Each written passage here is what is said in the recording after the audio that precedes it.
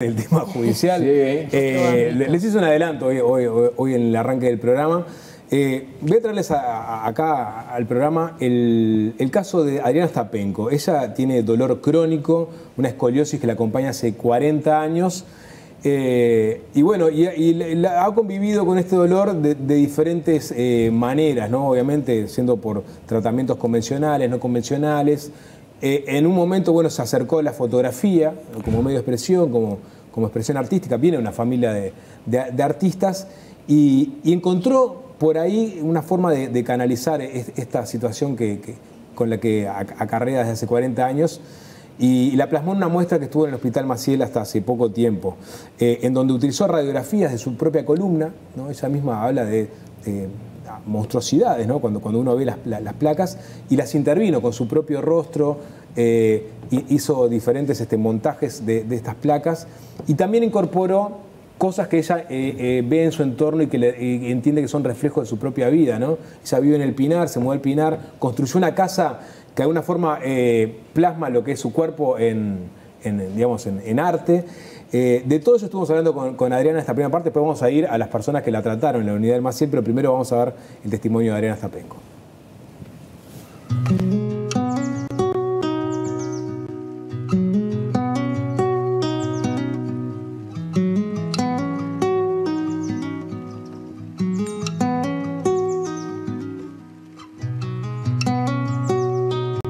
Mi escoliosis cumplí 40 años. Yo a los 14 años se me detectó una escoliosis juvenil de doble arco, y empezaron a tratarla que no era operable, que no tenía, ya estaba, el daño era irreversible, hace 40 años, ¿no? Y para mí el sentir el dolor era como, yo no sabía que otros no sentían el dolor. Yo vivía en Colón y tomarme el 148 para ir al centro, a la biblioteca, era insoportable el dolor ir en el ómnibus. Pero yo pensé que le pasaba a todos. O sea, no era una cosa que decía, estos asientos son una porquería. Y el dolor me acompaña desde esa época. Me acompaña con distinta intensidad, ¿no? Los embarazos fueron embarazos de niños grandes. También afectaron la columna. Dar de mamar, me dolía mucho la columna, pero yo pensé que a todas las madres le dolía la columna dar de mamar. Y hace muy poco, o sea, cuando entré en contacto con la unidad, que fue hace unos 6 años, te puedo decir que empecé a integrar el tema del dolor crónico, y hace unos meses que digo soy paciente de dolor crónico. Yo pasaba meses certificada, empecé me hicieron como 15 bloqueos, 3 radiofrecuencias, y siempre con la esperanza de que con esto se curaba, hasta que entendí que no se curaba, que esto eran cosas paliativas. Y además para los demás es muy difícil entender que uno tiene dolor crónico, porque yo, por ejemplo, hoy tomo morfina cada 8 horas, con pregabalina, que es otra cosa, o sea, estoy madrugada, que es Charly García. Pero me permite desarrollar una vida normal, y a veces no me puedo mover. Entonces la gente no entiende que en realidad, si vos estás funcionando en algunos momentos, tengas un dolor a veces es insoportable, porque vos te lo guardás para vos. Y bueno, vayamos a la muestra que armaste, ¿no? Que es una muestra que es de fotografía, pero que incorpora otros elementos de tu vida, ¿no? Sí, mira, esta muestra, en realidad este trabajo empecé a trabajarlo en el 2017, todavía estaba rubia, y en el taller de Pablo La Rosa empecé a trabajar, y él, que es el mejor docente que tuve, y yo la alumna más peleadora que tuvo, me dijo, mira, las cosas si no sangran no valen la pena. ¿De qué tenés que hablar vos? Y yo tenía que hablar de que pasaba meses certificada, de que me dolía, Y bueno, y a cómo encontrar la forma de decir. Porque para mí la fotografía es un lenguaje. Para otros debe ser la música. Para mi papá era pintar, para mi hermana es hacer escultura en barro, para mí es fotografía. Y realmente el trabajo autorreferencial fue, o sea, agarrar el tema fue como apropiarme y decir, bueno, vamos a agarrar el toro por los cuernos y ver qué pasa. Y empezaron a salir de las radiografías, que después ven las fotos, eran como monstruos. Yo no sé si ustedes vieron alguna vez una resonancia, las imágenes, los cortes de las resonancias. Sí. Son unas imágenes bastante tétricas, si la ven como... Y eso era lo que yo tenía dentro. Y entonces se me ocurrió elaborar un retrato dentro de un retrato, porque en definitiva esas resonancias también son un retrato mío, un retrato de mi realidad. Entonces hice como un fotomontaje y me incluí dentro de eso. Te incluiste, o sea, agarraste las radiografías y las proyecté sobre mi piel. Sobre tu piel. Ese fue, digamos, el desafío principal de la muestra. Sí. Ahí está. Sí. Y bueno, y empezaron a salir cosas muy pesadas porque, es más, se la mostraba a un médico que me hacía los bloqueos, que me dio, o sea, una mano grande, y me decía, ¿por qué salís así tan enojada y tan triste? Porque estoy enojada y estoy triste, porque el dolor, alegría no genera. ¿Y por qué no haces fotos lindas? La gente me dice, ¿por qué no haces fotos más lindas? No sé qué. Y en realidad no estaba buscando hacer fotos lindas ni sumamente definidas. Estaba tratando de decir algo. Y fue como un exorcismo. Sí. Porque cuando empecé a hablar con mis compañeros, empezaron a decir, mirá, ahí yo veo un terrible monstruo. Y fue como sacarlo para afuera, poder conversarlo. Fue la primera vez que lo pude conversar con otros, con los compañeros del taller. Que exponer tu interior, digamos, fue, ¿no? Exponer mi interior y mi exterior también, porque era mi piel. Claro. Y así arrancó. Y incorporaste también, esta casa también tiene como... Y el tema es que, bueno, dije, yo no puedo más, porque además los trabajos fotográficos en general no se hacen en 3 meses. Por eso es que, bueno, le insistimos a Pablo La Rosa de que nos diera un trabajo de proyectos, un taller de proyectos. Y le dije, no quiero hablar más de esto, ya estoy podrida, me cansé, me duele. Y me dijo, bueno, empieza a hablar de tu casa, de proyectos. Y como ustedes ven, mi casa y mi lugar siguen hablando de lo mismo. Para la gente que capaz que no tiene muy claro, o sea, por ejemplo, la pared curva, habla un poco de... La pared es un muro que atraviesa la casa, toda la casa, sale, y está tan curvado como mi columna. Pero y fue a propósito eso, ¿no? Que en realidad teníamos una comunidad de pensar.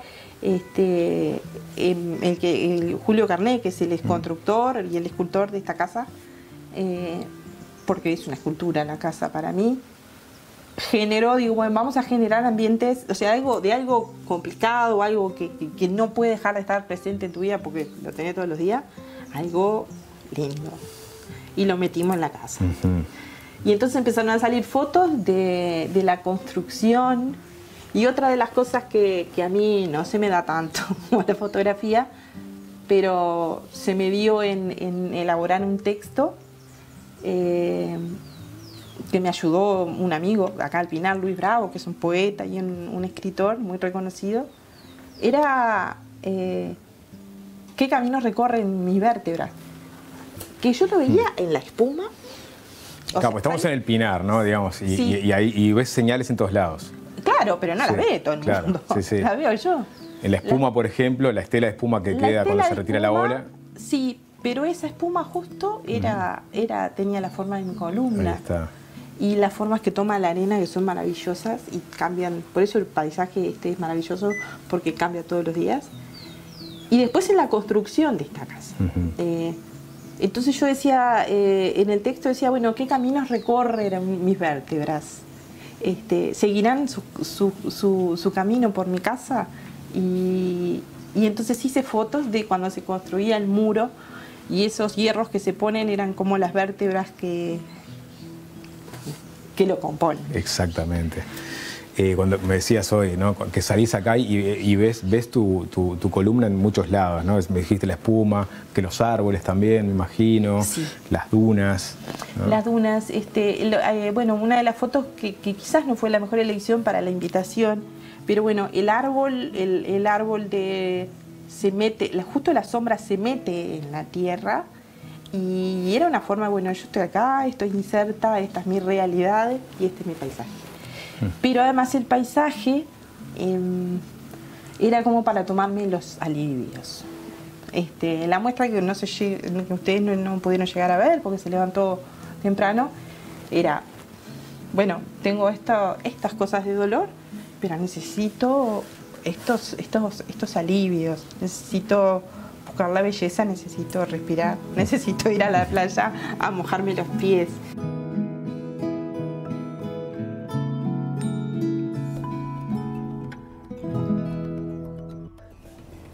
Bien, ahí estaba, digamos, el testimonio de Adriana, cómo plasmó en arte su dolor crónico. Ahora vamos al encuentro de la unidad de dolor crónico del Hospital Maciel. Es una unidad multidisciplinaria en donde se atienden a las personas que padecen de este dolor, que no es el dolor convencional, es un dolor muy particular que te acompaña a lo largo de toda tu vida, con mayor o menor intensidad, ¿no?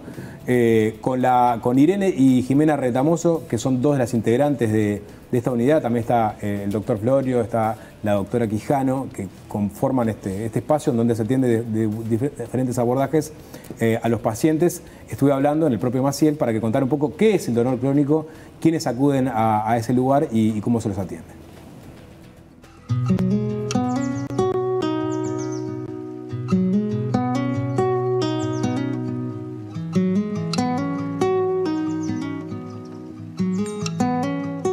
El dolor crónico es aquel que supera en el tiempo los 3 a 6 meses, pero no es este criterio temporal el más importante, ¿no? Sino que es el dolor que persiste más allá de la lesión, ¿verdad? Más allá de que la lesión que ocasionó ese dolor después se soluciona, se cura, evoluciona, el dolor igual persiste en el tiempo, y muchas veces hay dolor sin existir la lesión física, ¿verdad?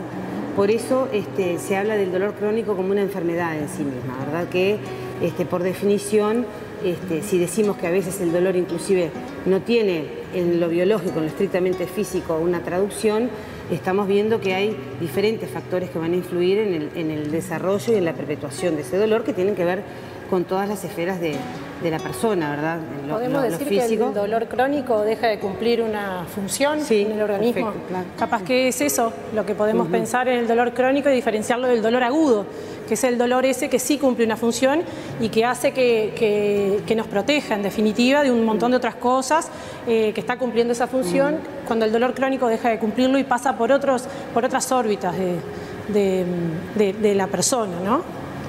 Pero no deja de ser dolor. No deja de ser dolor. Que se siente en el cuerpo, el paciente está sufriendo y hay que atenderlo. Lo único que es, si nosotros insistimos en buscar la explicación de ese dolor solo en los factores biológicos, es decir, en los factores físicos, en una alteración anatómica del funcionamiento del cuerpo, fracasamos, porque siempre cuando un dolor persiste, los factores de la esfera psicoemocional y social, laboral, de todas las cosas que le pasan a la persona, están involucradas, hasta los factores asistenciales, cuando la persona va al médico y de acuerdo a lo que le indica el médico y todo el periplo que tiene que hacer para acceder a una consulta, los resultados de los exámenes, la interpretación que se hace de esos exámenes, todas esas cosas también pueden estar contribuyendo a que el dolor se cronifique, ¿verdad? Entonces, por eso es que tiene que haber un abordaje integral y una evaluación integral de todas las esferas de la persona para poder hacer un diagnóstico más de situación que de enfermedad. Bueno, en este sentido, cuando hablamos de que el dolor se cronifica, y estamos hablando de que es la persona la que sufre, necesitamos un abordaje biopsicosocial en el cual la complejidad del tema es lo que hace que tengamos que generar equipos de tratamiento, equipos de abordaje, equipos de evaluación que puedan abarcar todas las situaciones, sean de la vida social, de lo biológico, de lo laboral, que puedan abarcar todo eso que el paciente es lo que trae a la consulta, que es un problema de su vida.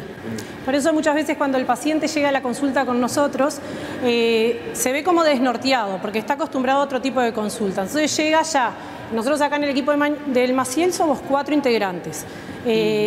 Un psicólogo, 2 internistas, un fisioterapeuta y profesor de educación física. 4 integrantes que indistintamente uno de los 4 toma la iniciativa y comienza con la entrevista. Ya no hablamos de interrogatorio, es una entrevista en donde a nosotros nos interesa conocer su infancia, su adolescencia, cómo se formó, cuáles son las herramientas que tiene, si está conforme o no con su trabajo.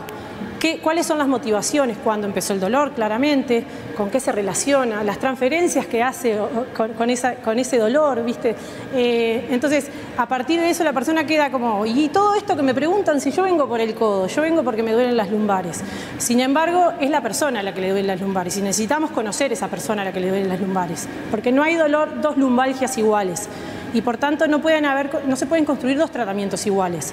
Por más que la medicación o los tratamientos de rehabilitación o la psicoterapia tenga sus caminos, ¿no? Y tenga sus herramientas, pero de repente no es el momento para cada una de ellas o se va seleccionando y se tienen que hacer acuerdos con ese paciente para que el paciente adhiera al tratamiento, para que el paciente pase de ese rol pasivo del que viene acostumbrado, porque el paciente llega y dice, me hicieron tal cosa, me hicieron tal otra, no me hicieron esto, no sé cuánto. Bueno, ¿qué hacemos juntos? ¿Qué estás dispuesto a hacer? ¿Qué no? Que también es válido, porque el paciente tiene su derecho como usuario y desde ahí poder ir viendo y marcarnos objetivos que sean cumplibles.